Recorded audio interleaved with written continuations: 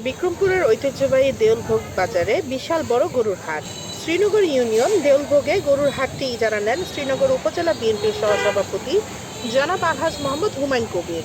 পরিচালনায় আছেন শ্রীনগর ইউনিয়ন বিএনপির সহসভাপতি জনাব মোহাম্মদ নুরুল ইসলাম শাহীন। আমার বাড়ি এখানেই, আমি দেলবুকেরই বাসিন্দা।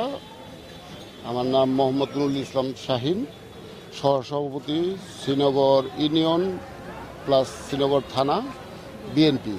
আচ্ছা শাহীন ভাই, এবারকার আপনাদের এই শ্রীনগরের দেউলভোগ যে হাট, এটা কিন্তু ঐতিহ্যবাহী একটি হাট। এইটা ঐতিহ্যবাহী হাট, এটা বহুত পূর্বে থেকেই এটা পরিচালনা হইতেছে এবং এই হাট এক সময় অনেক বড় ঐতিহ্যের শিখরে পৌঁছিল।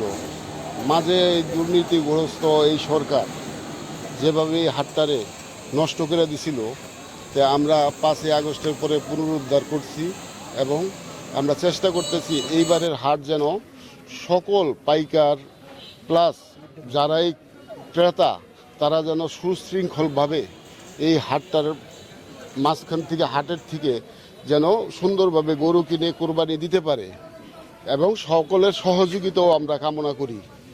এখন কি কাজ করছে হাটে? এখানে ডেকোরেশনের কাজ চলতেছে।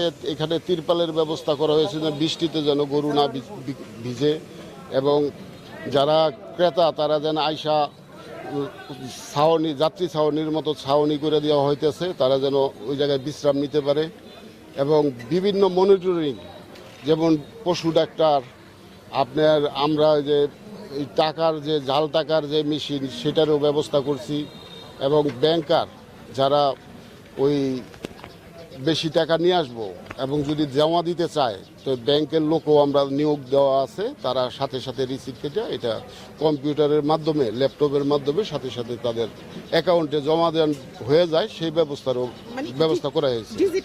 হ্যাঁ, ডিজিটাল পদ্ধতি করা হয়েছে।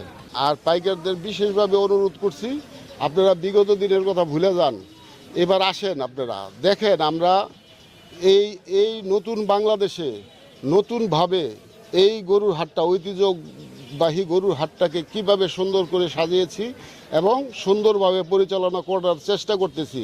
আপনারা আরেকবার এসে দেখে যান, তারপরে যদি আপনাদের মন মতো হয় তাহলে বারবারই আসবেন।